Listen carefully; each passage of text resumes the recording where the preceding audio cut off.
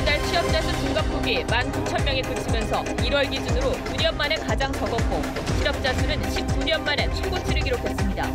지금 그런 일자리도 거의 없고 애들도 취업을 못하고 있고. 한미가 방위비 분담금 국정문에 가서명한 지 이틀 만에 트럼프 대통령이 한국의 방위비를 더 올려야 한다며 추가 인상을 또 압박했습니다. 자신의 전화로 한국이 5억 달러를 더 내기로 했다는 발언에 우리 정부는 반박했습니다. 댓글 조작 공모 혐의로 구속된 김경수 경남지사가 접견한 박성호 권한대행을 통해 계속 응원해달라고 메시지를 전달했습니다. 90대 노인이 운전 미숙으로 사고를 내 지나던 여성이 치여 숨졌습니다. 기둥과 승용차를 받은 유 씨가 당황해 빠른 속도로 후진하면서 급증하는 고령 운전자 사고 대책은 없는지 집중 취재했습니다. 경찰이 손석희 JTBC 사장을 배임 혐의로 고발한 보수단체 대표를 불러 조사하는 등 손 대표의 배임 혐의에 대한 본격 수사에 착수했습니다. 한국당 윤리위가 5.18 망언 의원들에 대한 징계를 논의했지만 결론을 미뤘습니다. 광주 시민단체는 국회를 찾아 의원직 박탈과 사과를 요구했습니다.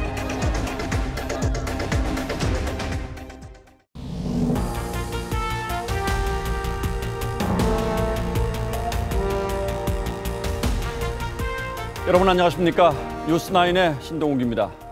해가 바뀌고 봄이 다가오고 있습니다만 고용시장의 한파는 물러날 줄을 모르고 있습니다. 지난달 취업자 수가 19,000명 늘어나는 데 그쳐 작년 1월 33만 4천 명과 비교하면 15분의 1 수준으로 쪼그라들었습니다.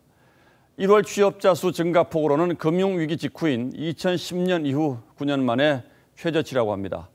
무엇보다 좋은 일자리라고 하는 제조업 일자리가 크게 줄어서 양과 질 모든 면에서 고용 상황이 대단히 어렵다는 점을 보여주고 있습니다. 먼저 송병철 기자가 보도합니다.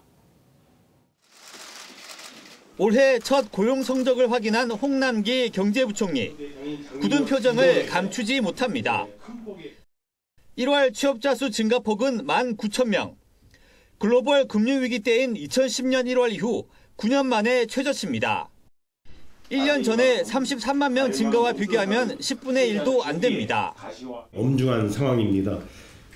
무거운 책임감을 느끼면서 국정 운영의 최우선순위를 일자리 여건 개선에 두고 자동차와 반도체, 전자 등 국내 주력 산업 생산이 흔들리면서 일자리 타격이 컸습니다. 제조업 취업자 수는 17만 명 줄어 10개월 연속 감소했습니다. 건설 경기 악화로 건설업 취업자 수마저 29개월 만에 마이너스로 전환했습니다.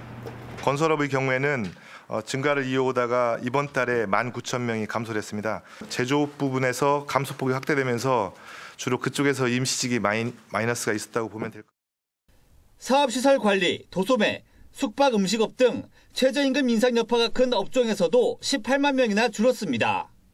30대, 40대 고용은 1년 전보다 더 나빠졌는데 특히 40대 취업자 수는 16만 6천 명 급감해 27년 만에 최대폭으로 감소했습니다.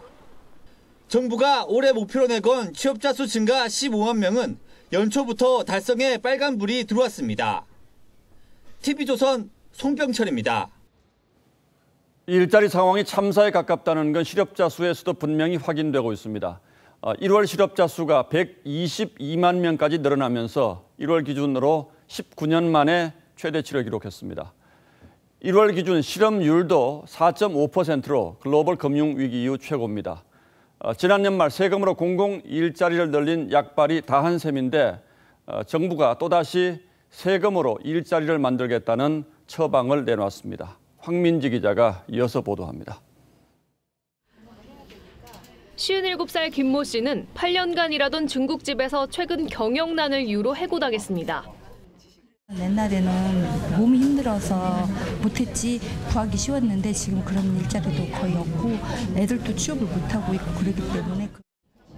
김 씨와 같은 실업급여 신청자들이 고용센터마다 줄을 잇습니다.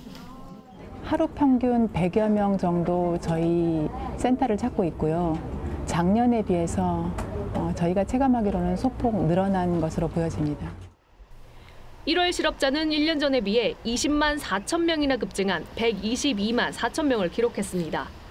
1월 기준으로는 IMF 외환위기 여파가 이어지던 2000년 이후 19년 만에 최대입니다.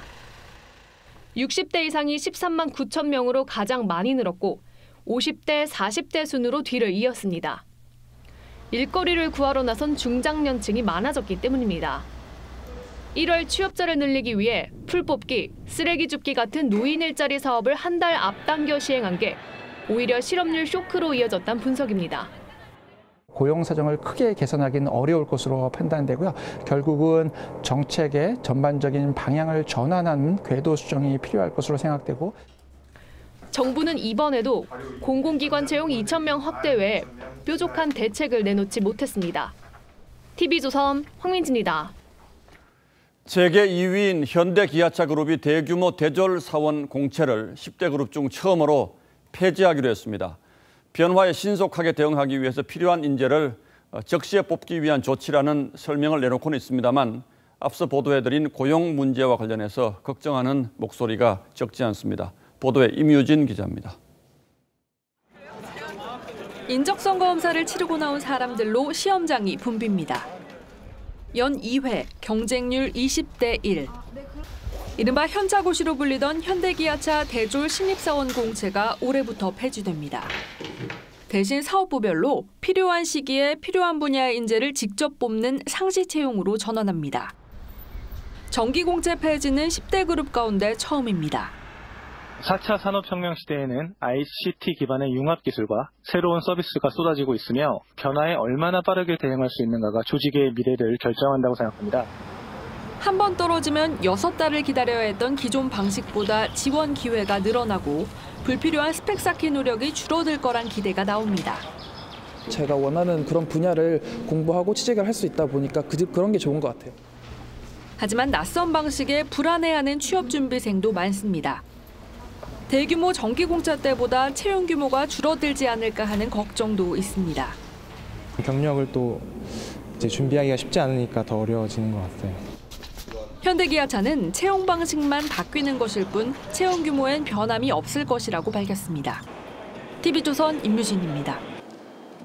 한진중공업이 자회사인 필리핀 수빅 조선소의 부실을 털어내는 과정에서 자본 잠식이 발생해서 주식 거래가 정지됐습니다. 당장 국내 사업에까지 문제가 생긴 건 아니지만 오는 4월까지 자본을 채워넣지 못하면 상장 폐지까지 될 수 있기 때문에 투자자들이 불안해하고 있습니다. 현 경영진의 책임 문제를 둘러싼 논란도 뜨겁습니다. 김자민 기자입니다. 한진중공업이 자본 잠식에 빠졌다고 공시했습니다. 자본금이 5,300억 원인데 지난해 연결 기준 영업 적자가 1조 3,175억 원에 달했습니다. 결국 부채가 자산보다 7,400억 원이나 많게 된 겁니다. 자회사인 필리핀 수비크 조선소의 부실이 타격이었습니다.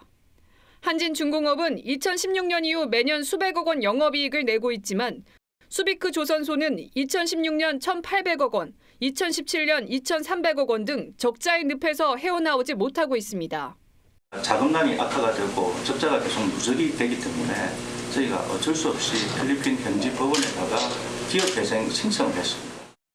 한진중공업의 주식 거래는 곧바로 정지됐고 지주회사인 한진중공업 홀딩스의 주가는 5% 넘게 급락했습니다. 4월 1일까지 자본 잠식 해소 사실을 입증하는 자료를 제출하지 못하면 한진중공업은 상장 폐지될 수도 있습니다.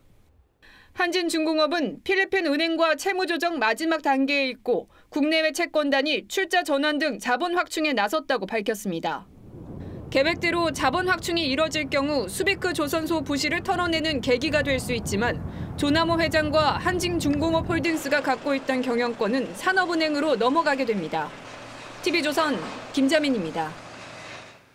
미국 정상회담을 앞두고 문희상 국회의장과 여야 대표단이 미국을 방문했습니다. 그런데 낸시 펠로시 미 하원 의장이 문 의장 일행에게 매우 충격적인 돌직구를 날렸습니다. 김정은 위원장이 원하는 건 북한의 비핵화가 아니라 남한의 한국의 무장 해제다라고 했습니다. 우리 대표단이 북한을 두둔하는 발언을 하면 펠로시 의장이 이를 반박하면서 면담 시간도 예정보다 훨씬 길어졌다고 합니다. 개인 의견이라기보다는 북한 문제를 바라보는 미 조야의 보편적인 인식으로 우리가 주목해야 할 것 같습니다. 백대우 기자가 취재했습니다.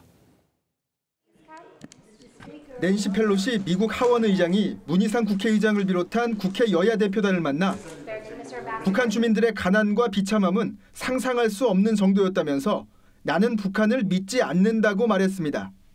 또 김정은 위원장이 진정 원하는 것은 비핵화가 아니라 남한의 무장 해제라고도 했습니다.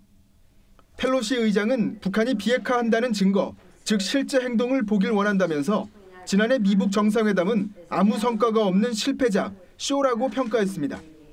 우리 측 대표단이 북한도 많이 바뀌었다고 말하면 펠로시 의장이 재반박하기도 했습니다. 펠로시 의장은 내가 틀리고 당신들이 맞기를 바란다고 말을 맺었습니다. 자유한국당 나경원 원내대표는 펠로시 의장의 의견에 지속적으로 공감을 표한 것으로 전해집니다. 로버트 에이브럼스 한미연합사령관은 미 상원 군사위원회 청문회에서 주한미군 주둔 필요성을 묻는 질문에 모든 당사자 사이에 평화협정이 체결될 때까지는 필요하다고 답했습니다. 주한미군 주둔의 필요성을 강조하면서 나온 발언이지만 평화협정 체결 이후에는 철수할 수 있다는 가능성을 내비친 언급이어서 주목받고 있습니다. TV조선 백대호입니다. 그런데 트럼프 대통령은 주한미군 방위비 협상 합의문에 잉크도 마르기 전에 추가 인상을 압박하고 나섰습니다. 그리고 자신의 전화 몇 통으로 5억 달러, 우리 돈 5,500억 원을 더 받아내기로 했다고도 했는데 자신의 성과를 과시하기 위한 뻥튀기 발언으로 보입니다만 앞으로 더 받아내겠다는 의지만큼은 분명해 보입니다. 이태형 기자가 취재했습니다. 트럼프 미국 대통령이 주한미군 방위비 분담금 추가 인상을 언급했습니다. 지난 10일 주한미군 방위비 협정문에 가서명한 지 이틀 만입니다. But South Korea is costing us $5 billion a year, and they were paying about $500 million. We need to pay $500 million more, and over the years it'll start going up. 트럼프 대통령은 한국이 주한미군 방위비 분담금을 5억 달러 더 내기로 동의했다며 불과 전화 몇 통으로 해결했다고 주장했습니다. $500 million more toward their defense. $500 million with a couple of phone calls. I said, why didn't you do this before? They said nobody asked. 하지만 실제로 협의된 한미 방위비 분담금은 작년 9,600억 원 수준에서 8.2%인 787억 원 오른 1조 389억 원으로 트럼프 대통령의 주장과는 다릅니다. 강경화 외교부 장관도 합의 액수가 1조 389억 원이라며 선을 그었습니다. 트럼프 대통령의 5억 달러 발언이 성과 과시를 위한 것으로 해석되는 가운데 내년 11월 미국 대선을 앞두고 방위비 증액 압박은 더욱 거세질 것으로 우려됩니다. TV조선 이태영입니다. 북한 매체가 지난 설 연휴 기간 동안 군부대를 방문한 박한기 합참 의장을 겨냥해서 남북 판문점 선언과 군사 분야 합의서를 위반했다고 주장했습니다. 북한은 지난해 남북 군사 합의 이후에도 사사건건 우리 군을 향한 비난을 그치지 않고 있습니다. 이런 북한의 속내에 오늘의 포커스를 맞췄습니다. 설을 앞둔 지난 2일, 박한기 합참의장이 군부대를 방문했습니다. 빨간 마후라를 직접 매주고 이영준 감사합니다. 여러분들이 대한민국입니다. 감사합니다. 감사합니다. 다리 수술을 받고도 자원 입대한 장병에게는 이유는 그냥 남자라면 현역으로 와야 될 것 같아서. 대한민국 국민들이 다 알고 있을 것이다. 네, 감사합니다. 꼭 인생 성공하기 바란다. 네, 감사합니다. 장병들을 일일이 돌아보며 따뜻하게 위로했습니다. 일병 한지훈 감사합니다. 그래, 마음은 부모님과 가족들과 함께 하리라고 생각을 한다. 예, 그렇습니다. 북한 노동신문은 우리 합참의장의 군부대 방문을 이렇게 말합니다. 남조선 군부 인물들이 군부대를 돌아다니며 군사 대비 태세 확립 등을 떠들었다며 혹한기 훈련도 거론하며 이런 호전적인 행동은 판문점 선언과 군사 분야 합의서에 어긋난다고 주장했습니다. 장병 위문과 통상적 훈련마저 대화와 평화의 시대 흐름을 역행한다고 문제 삼은 겁니다. 북한은 지난해 4월 판문점 남북 정상회담이 열린 지 불과 한 달 뒤 한미연합훈련을 이유로 대화 중단을 선언하기도 했습니다. 북침 전쟁 서동과 대결 난동이 벌어지는 험악한 정세하에서 16일로 예견된 북남 고위급 회담을 중지하는 조치를 지난해 9월 남과 북은 군사 분야 합의서에 서명했죠.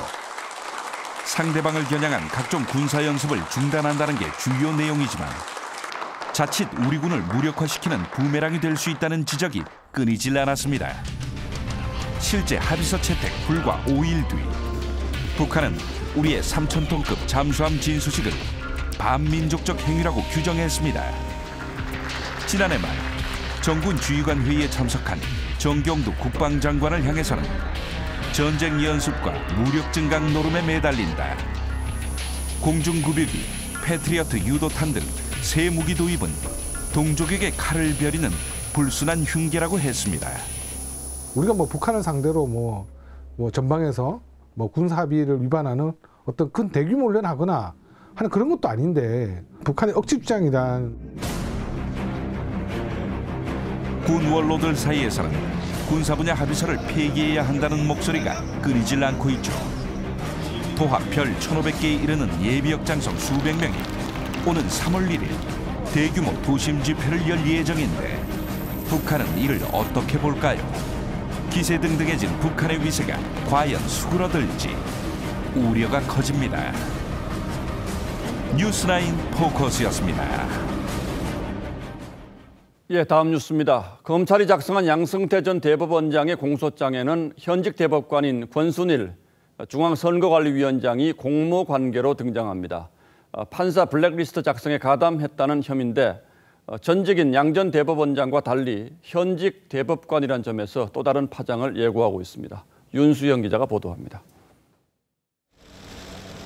판사 블랙리스트에 대해 양승태 전 대법원장은 무리하기 법관에 대한 관리였을 뿐 특정 성향에 따른 불이익은 없었다고 했지만 당의 법관에게 어떤 편향된 조치를 하든가 아니면 불이익을 준 적이 전혀 없습니다. 검찰은 이 리스트에 대법원 사법행정에 비판적인 판사도 포함됐다고 봤습니다. 검찰은 특히 각급 법원장들이 대법원장 신년 인사 자리에서 이 인사 자료를 법원행정처장에게 직접 전달한 것으로 파악했습니다. 인사 비밀의 줄임말인 인비라고 표시된 봉투에 법원별 인사관리 상황보고가 담겨 제출됐고 이 문건이 이른바 무리하기 법관 분류 자료로 사용됐다는 겁니다. 검찰은 이미 재판에 넘겨진 박병대, 고영한 전 대법관과 임종원 전 법원행정처 차장 외에 권순일 대법관 등 최소 7명의 전현직 법관이 공모한 것으로 보고 있습니다.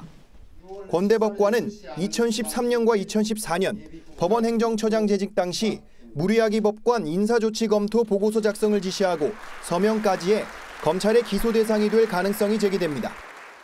다만 검찰 내부에선 인사조치 최종 승인은 양 전 대법원장 손에서 이뤄진 만큼 현직 대법관 기소 문제는 보다 신중해야 한다는 목소리도 나옵니다. TV조선 윤수영입니다. 이런 가운데 오늘 법원에서는 30년 넘게 판사 생활을 한 두 고위 법관의 퇴임식이 열렸습니다. 성낙송 사법연수원장과 최인석 울산지방법원장인데 두 법관 모두 사법권 독립이 풍전등화의 위기에 처해 있다며 뼈있는 퇴임사를 남겼습니다. 스스로에게 그 책임을 물을 수밖에 없는 상황이라고 하더라도 이런 뒤숭숭한 분위기에 재판이 영향을 받는 것은 아닌지 또 걱정하지 않을 수 없습니다. 조정린 기자가 취재했습니다. 임기 1년을 남기고 31년간 입었던 법복을 자진해서 벗은 성낙송 사법연수원장. 망감이 교차하는 듯 퇴임사 초반엔 말을 제대로 잇지 못했습니다. 재판은 삶의 전부였고 평생 법관은 운명이었습니다. 하지만 사법행정권 남용 의혹 수사 이후 도를 넘고 있는 사법 불신과 삼권 분립 훼손에 대해선 단호했습니다. 재판마저 진영 논리에 의하여 비난과 공격, 심지어는 수사와 탄핵의 대상으로 어찌하여 왜 이 지경이 검찰의 법원을 상대로 한 저인망식 수사를 공개 비판하다 후배 법관과 법원 직원으로부터 비난을 받았던 최인석 울산지방법원장. 판사 생활 32년을 접으며 어제 법원 내부망에 적폐가 돼 물러간다는 고별사를 남겼던 그는 후배들에게 뼈있는 당부를 남겼습니다. 판사는 헌법을 보고 나아가야 되지 콜로세움에서 들리는 관중들의 함성을 듣고 나아가서는 안 된다라고 저는 생각을 합니다. 법조 경력 30년 이상의 고위법관들이 잇따라 사의를 표명하고 법복을 벗으면서 법원 내부는 진영 간 대립과 법원 내부 갈등이 더 이상 확산돼선 안 된다며 뒤숭숭한 표정을 감추지 못했습니다. TV조선 조정른입니다.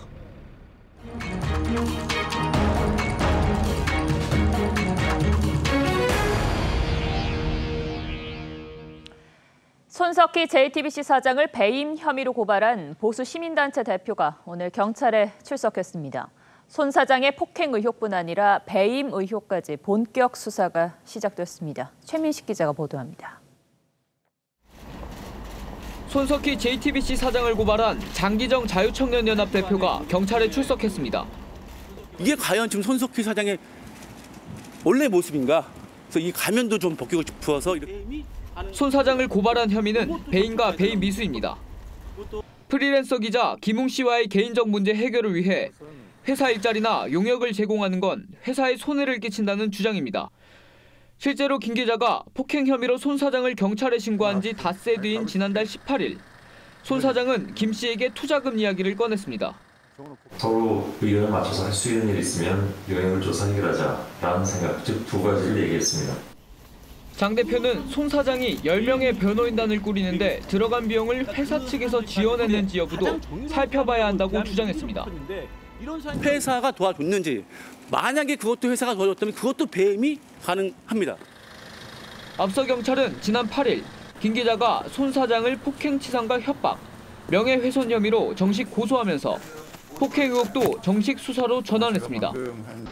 경찰은 이미 손 사장 소환을 예정한 상태. 손 사장 관련 의혹 수사가 속도를 내는 모양새입니다. TV조선 최민식입니다.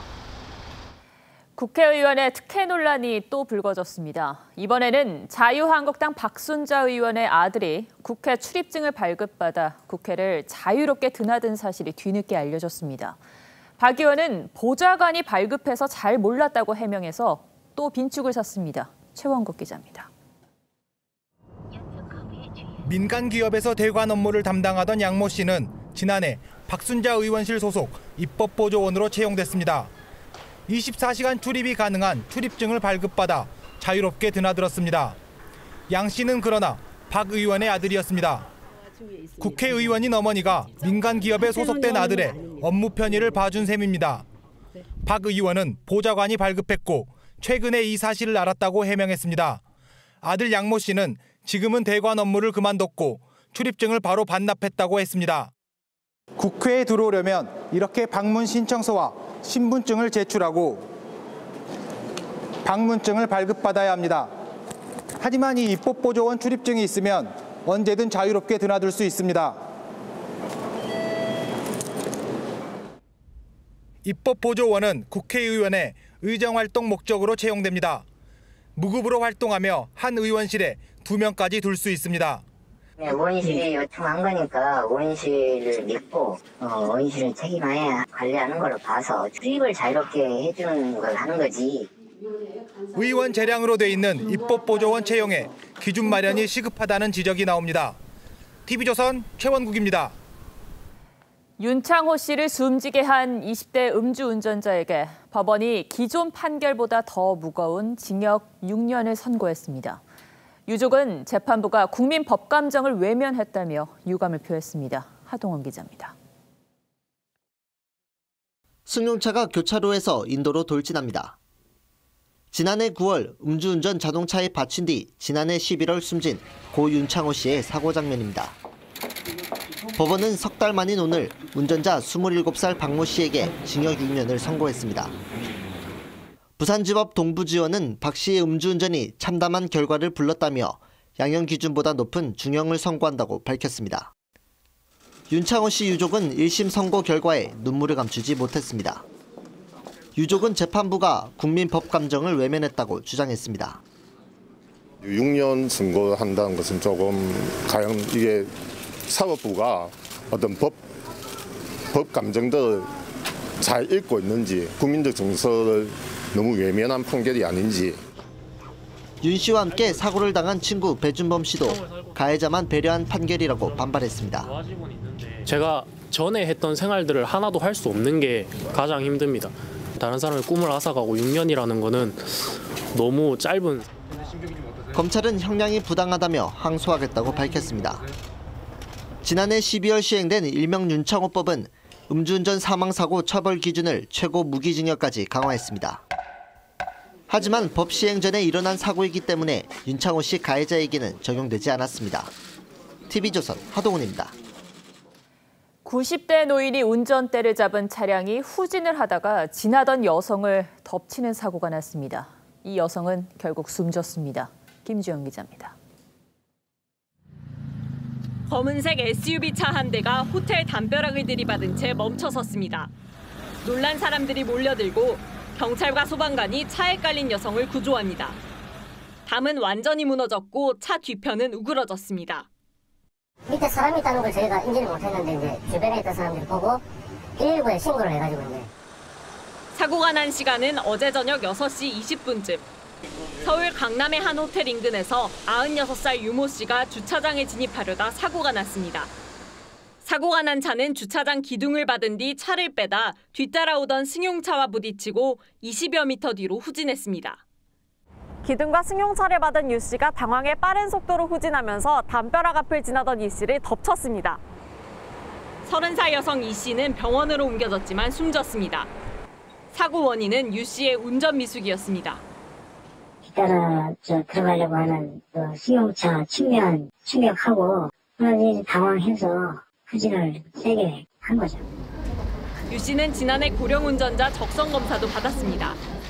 경찰은 유 씨를 교통사고 특례법 위반으로 입건하고 CCTV 등을 통해 사고 상황을 조사하고 있습니다. TV조선 김주영입니다. 이런 고령 운전자 사고가 최근 급증하자 정부는 교육을 강화하고 면허증 반납을 유도하는 등 대책을 강구하고 있습니다. 그러나 안타까운 사고는 또 반복됐는데 제도가 현실을 따라가지 못하는 건 아닌지 백연상 기자가 짚어봤습니다. 헤드폰을 쓴 고령 운전자들이 손으로 모니터를 누르며 각 지점에 선을 잇습니다. 같은 교통 표지판을 찾고 미로에 놓여 있는 공을 목적지까지 옮겨 놓습니다. 1시간 정도의 검사가 끝나자 정상과 저하 등 각 항목 결과가 나옵니다. 과연 내가 생각했던 것보다 내 적응 능력이 떨어지고 있구나 하면서 실감했기 때문에 앞으로 실제 운전에서 좀 더 조심을 해야 돼요. 올해부터 75세 이상 고령 운전자들은 3년에 한 번씩 전국 면허시험장에서 2시간짜리 고령 운전자 안전교육을 받아야 합니다. 고령 운전자, 특히 75세 이상 운전자들의 사고 비율이 매년 늘어나자 정부가 기존 적성검사 외 추가 교육을 도입한 겁니다. 지자체에서는 면허증 반납도 유도하고 있지만 강제 사항은 아닙니다. 요즘은 평균 일주일에 한두 번 정도는 방문을 하셔서 반납 희망을 많이 하십니다. 하지만 생계 운전자에게는 꿈도 못 꾸릴 일입니다. 오토바이로다가 킥 서비스를 했는데 그걸 안 하면은 두 늙은이가 생계가 없어요. 지금에 와서 안 한다면은 내가 이제 먹고 살 길이 없단 말이야. 한 연구는 고령 운전자는 움직이는 물체를 인식하는 동체 시력이 크게 감소한다는 결과를 내놓았고 야간 눈부심 현상이 발생했을 때 시력 회복에 드는 시간도 일반인의 9.5배에 달한다는 조사도 있습니다. 75세 이상 운전면허 소지자는 67만 명으로 계속 늘고 있지만 이들에 대한 대책은 이제 시작된 상태입니다. TV조선 백연상입니다. 서울시가 승차 거부를 한 택시 업체에 운행 정지 처분을 내렸습니다. 운전기사뿐 아니라 회사에도 철퇴를 가하는 건 처음인데요. 승차 거부를 없애겠다는 의지입니다. 택시기사와 회사들은 강하게 반발했습니다. 신준명 기자입니다. 운행 정지 처분을 받는 서울시내 택시회사는 22곳입니다. 승차 거부를 한 365대의 2배인 730대가 대상입니다. 60일 동안 운행을 못합니다. 내일부터 2달 동안 4번으로 나눠 시행합니다. 서울시는 지난 2015년부터 3년 동안 승차 거부 신고 가운데 74%가 법인 택시라고 밝혔습니다. 택시 회사에도 책임을 묻는 건 서울시가 전국에서 처음입니다. 전국 최초로 운전자뿐만 아니라 택시 업체에 대해서 행위 처분을 내려는 것입니다. 시민들은 택시 승차 거부가 사라질까 기대합니다. 승차 거부를 당할 수 있는 가능성이 더 낮아지니까 저 같은 사람으로서는 더 좋을 수밖에 없고. 택시기사들은 걱정이 앞섭니다. 회사 택시 2대가 운행을 못하게 되면 주야간 택시기사 4명이 한꺼번에 일을 못하기 때문입니다. 다른 또 뭐 기사까지 뭐 한다는 건 이해가 좀 안 가는데. 택시업체는 가혹한 처벌이라고 반발합니다. 그거는 실제로 서울시 갑질이야. 회사에 어떤 제재를 주는 것도 사실은 억울하지. 공산국가도 아니고. 서울시는 시민들의 승차 거부 피해 감소가 우선이라며 운행정지 처분에 대한 택시회사의 반발은 감수하겠다고 밝혔습니다. TV조선 신준명입니다. 5.18 폄훼 논란을 일으킨 김진태, 이종명, 김순례 의원의 징계를 논의하기 위해 자유한국당 윤리위원회가 소집되자 김진태 의원 지지자들이 한국 당사와 국회로 집결해서 시위를 벌였습니다. 이런 분위기 탓에 회의는 숨바꼭질하듯 비공개로 진행됐는데 결론도 내리지 못했습니다. 보도에 김정우 기자입니다.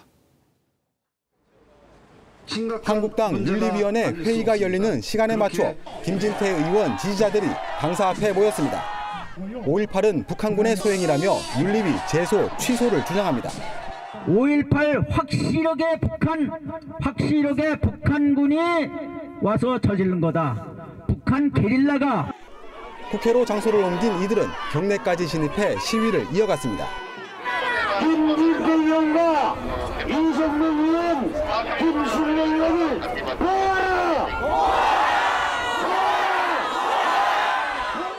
공관 입구를 막아선 경찰과 실랑이를 벌이기도 했습니다.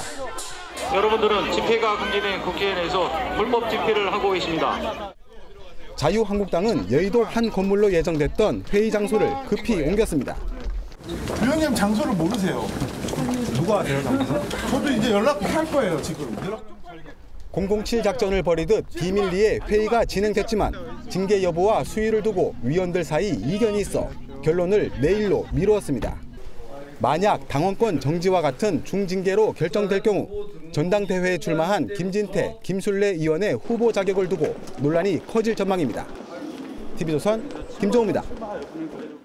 5.18 민주화 운동 관련 시민단체들도 국회로 가서 자유한국당을 규탄하는 시위를 벌였습니다. 문제 발언을 한 한국당 의원 3명을 제명하라고 요구했습니다. 더불어민주당은 처벌 법안을 논의하는 토론회를 열었습니다. 박재훈 기자입니다. 5.18 민주화운동 진실규명과 역사왜곡대책위원회는 민주평화당 최고위원회의 참석을 시작으로 여야 5당을 모두 방문했습니다. 한국당을 방문해서는 국민에 사죄하라고 요구했습니다. 당의 지도부가 무릎 꿇고 석고되지 않은 심정으로 대국민 사죄를 하셔야 된다고 광주의 민심을 담아서 요구를 합니다. 김병준 비대위원장은 문제의 발언이 한국당의 입장은 아니었다고 사과하면서도 의원 제명은 힘들다고 말했습니다. 말씀드린 그 요구들을 우리가 100% 원하는 방향으로 다 수용하기는 어려울 거라고 봅니다. 5.18 대책위는 한국당이 일시적으로 위기를 모면하려 한다면 당을 해체하는 수준으로 투쟁하겠다고 경고했습니다. 민주당은 토론회를 열고 5.18 역사를 왜곡하는 발언을 처벌할 수 있는 법안을 논의했습니다. 이 법안을 통과하는데 오히려 자유한국당이 앞장서야 나는 국민들이 그 진정성을 믿을 수 있다고 생각합니다. 대책위는 이번 주 토요일 광주에서 걸기 대회를 열고 다음 주에는 광화문에서 범국민 대회를 열 예정입니다. TV조선 박지훈입니다. 이런 어수선한 분위기 속에서 자유한국당의 대표 경선이 내일부터 본격적으로 시작됩니다. 황교안, 오세훈, 김진태 세 후보는 스스로 어떤 강점들을 내세우고 있는지 윤태훈 기자가 취재했습니다. 하나, 둘, 셋! 황교안, 오세훈, 김진태, 당권주자 세 사람이 상견례를 겸해 처음으로 한자리에 모였습니다. 황 후보는 문재인 정부에 대한 비판을 앞세웠습니다. 특히 일자리와 소득 주도 성장 등 실패한 정책을 집중 공격했습니다. 이 정부의 폭정을 막아내겠다는 각오로 당대표에 출마를 하게 되었습니다. 오 후보의 슬로건은 총선 승리입니다. 중도 노선을 내세워야 총선을 이길 수 있다고 주장했습니다. 내년 총선을 승리로 이끄는 당의 간판 주자를 누구로 정할 것인가 하는 선택에 매우 중요한 전당대회가 될 것으로 예상이 됩니다. 김 후보는 문재인 정권 심판을 내세웠습니다. 김 후보는 선관위 회의가 끝나자마자 대선 무효를 주장하며 청와대 앞에서 1인 시위를 벌였습니다. 문재인 대통령 김정숙 여사에 대한 공소시효는 여전히 살아있다. 그래서 바로 문재인 김정숙 특검을 해야 되는 겁니다. 다만 내일 윤리위의 징계 결과가 김 후보의 선거전에 영향을 미칠 수도 있습니다. TV조선 윤태윤입니다. 문재인 대통령이 전국 경제 투어로 부산을 방문해 부산이 활력을 찾도록 지원하겠다고 약속했습니다. 그러면서 신공항을 언급했습니다. 특정한 방향을 거론하지는 않았지만 김해공항 확장이라는 기존 결정을 수정할 가능성을 내비쳤습니다. 신정훈 기자가 보도합니다. 문재인 대통령이 초등학생과 손을 잡고 앞전 에너지 기기를 조심스럽게 밟습니다. 우리 부산에 조성될 스마트 시티에 이런 앞전 시스템이 설치가 될 계획입니까? 네, 그렇습니다. 부산 스마트시티 전략 보고회에 참석한 문 대통령은 스마트시티가 성공하면 대한민국 경제는 선도형 경제로 일어날 것이라고 했습니다. 스마트시티 시범 도시로 선정된 부산과 세종에는 총 3조 6,900억 원이 투입됩니다. 11개월 만에 부산을 찾은 문 대통령은 취임 후 처음으로 동남권 신공항을 언급했습니다. 5개 광역단체들의 뜻이 모아져야 한다며 그래도 의견이 다르면 총리실 산하로 승격해 결정할 수 있다고 했습니다. 또 결정을 내리느라 사업이 늦어져선 안 된다고도 했습니다. 동남권 신공항은 2016년 박근혜 정부 당시 김해 신공항 확장으로 결론 났지만 부산시가 반대하고 있습니다. 부산 시민들께서 더불어민주당 국회의원 5명만 뽑아주신다면 박근혜 정부 임기 중에 신공항 착공을 반드시 이루어낼 것을 약속드립니다. 문 대통령의 지역경제 투어는 이번이 6번째로 절반인 3차례가 부산 경남 지역이었습니다. TV조선 신정훈입니다.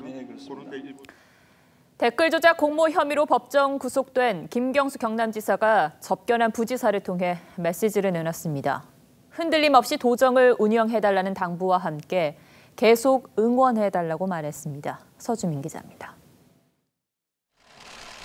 경남도지사 권한 대행을 맡고 있는 박성호 행정부지사가 김경수 지사와 접견을 마치고 구치소를 나옵니다.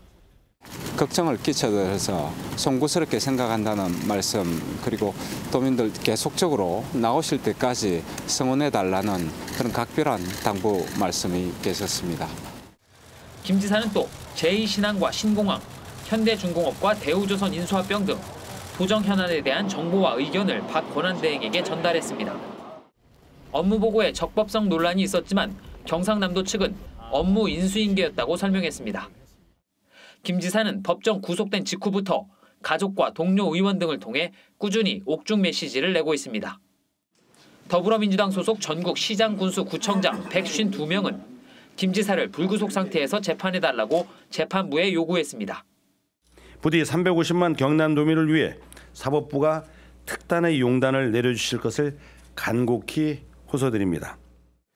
내일은 김부겸 행정안전부 장관이 행정 공백 최소화를 이유로 권한대행 체제로 운영 중인 경남도청을 방문합니다. TV조선 서주민입니다. 영화 극한직업이 1,300만 명 넘는 관객을 동원하면서 한국 영화 흥행 역대 5위에 올랐습니다. 최근 이 극한직업을 필두로 극장가의 코믹 영화가 열풍입니다. 삶이 팍팍하다 보니 영화를 보는 시간만큼은 마음껏 웃고 싶은 국민들의 마음이 반영된 게 아닐까 싶습니다. 홍현주 기자입니다. 범죄 조직 소탕을 위해 치킨집까지 인수한 경찰들. 당초 의도와 달리 치킨집은 대박이 나고 밀려드는 손님으로 수사는 뒷전이 됩니다. 왜 자꾸 장사가 잘 되는데? 극한직 직업은 관객을 웃긴다는 코미디 본연의 목적에 충실했다는 평가와 함께 개봉 21일 만에 누적 관객 1,300만 명을 동원하며 수익률 1,200%를 돌파했습니다. 마야광, PMC 더 벙커 등 수백억 원의 제작비를 투입한 기대작들이 줄줄이 부진한 성적을 받아든 가운데 가성비를 앞세운 즐거운 영화가 관객의 선택을 받은 겁니다. 친구들이랑 가볍게 이렇게 재밌게 보기 좋을 것 같아서 코미디 영화를 선택했습니다. 몰리면 회춘을 가져오는 색다른 좀비를 그린 영화 기묘한 가족도 좀비물과 코미디의 이색적인 조합으로 관심을 받고 있습니다. 새로운 좀비와 또 새로운 장소와 새로운 사람들이 만나면서 벌어지는 그런 재미? 아니, 결혼하면 자유를 얻기 위해 계약 결혼을 하는 내용의 어쩌다 결혼도 누구나 공감하는 웃음을 겨냥합니다. 3년 후 이혼 갑시다. 2시간 동안 마음껏 웃으며 현실을 잊을 수 있는 가벼운 코미디 영화가 극장과 화두로 떠오르고 있습니다. TV조선 홍현주입니다.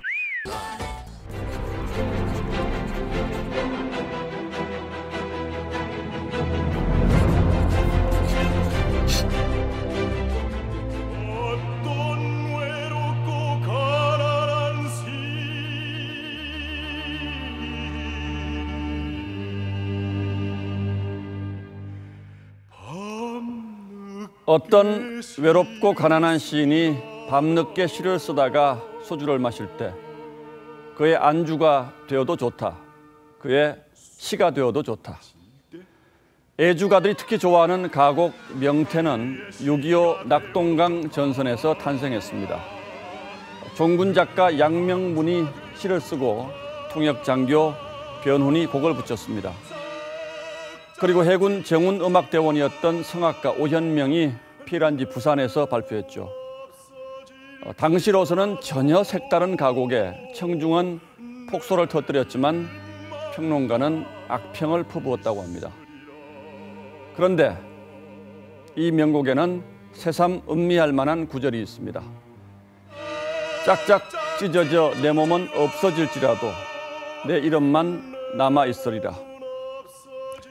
명태는 그로부터 반세기 후 씨가 말라버릴 운명을 내다보기라도 했던 것일까요?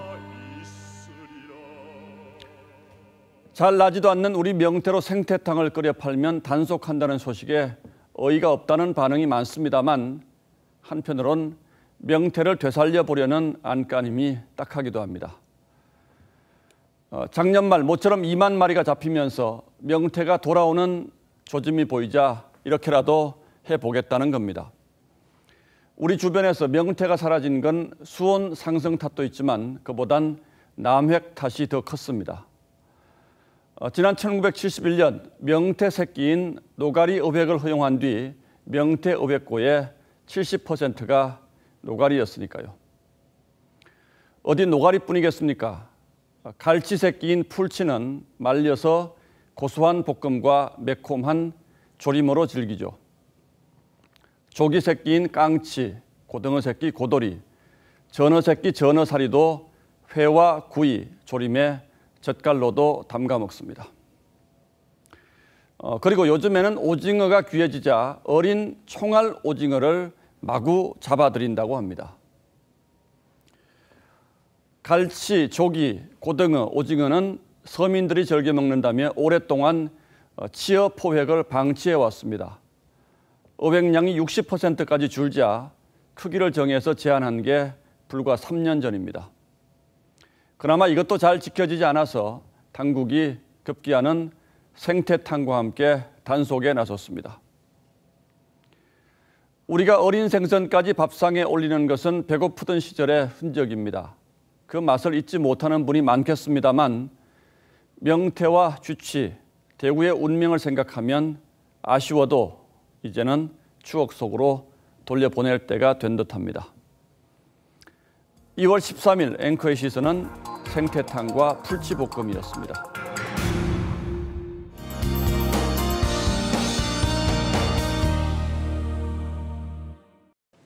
내일까지 강추위 이어집니다. 아침에는 중부 영하 10도 내외로 기온이 크게 떨어지는데요. 그래도 낮에는 아침보다 기온이 10도 이상 크게 오릅니다. 기온차 유의해서 의상 선택하시고요. 강원 영동 지역은 밤사이 최고 7cm 이상의 폭설이 예상됩니다. 새벽부터 아침 사이 대설특보가 내려질 것으로 보입니다. 이외 지역은 내일도 건조한 날씨인데요. 서울, 영남 일부는 경보 수준입니다. 모레는 곳곳에서 눈비가 올 전망인데 중부는 양이 많진 않을 것으로 보입니다. 내일은 오후에 차차 하늘이 흐려지겠고요. 미세먼지 농도는 좋음에서 보통 수준 예상되고 있습니다. 내일 아침 최저기온 서울 영하 7도, 전주 영하 4도, 창원 영하 1도로 시작을 하겠고요. 낮 최고 기온은 서울 5도, 대전 7도, 제주 9도까지 오르겠습니다. 이번 주말까지는 꽤 춥겠고요. 다음 주에는 차차 기온이 크게 오를 것으로 전망됩니다. 날씨였습니다. 미 하원 의장이 우리 국회 대표단 면전에서 북한의 의도는 비핵화가 아니라 한국의 무장 해제라고 하면서 우리 대표단과 설전을 벌였다는 사실에 우리는 주목해야 할 겁니다. 이 발언이야말로 우리가 마주할 수밖에 없는 불편한 진실이자 북한을 바라보는 미국인들의 보편적인 시각이라고 봐야 할 것이기 때문입니다. 물론 미국이 어떻게 생각하든 한반도 문제는 우리가 주도한다는 자신감도 필요하겠습니다만 그 자신감만으로 핵을 두고 북한과 마주하는 것이 미국이라는 현실이 달라지지는 않습니다. 네, 뉴스9 여기서 마칩니다. 고맙습니다.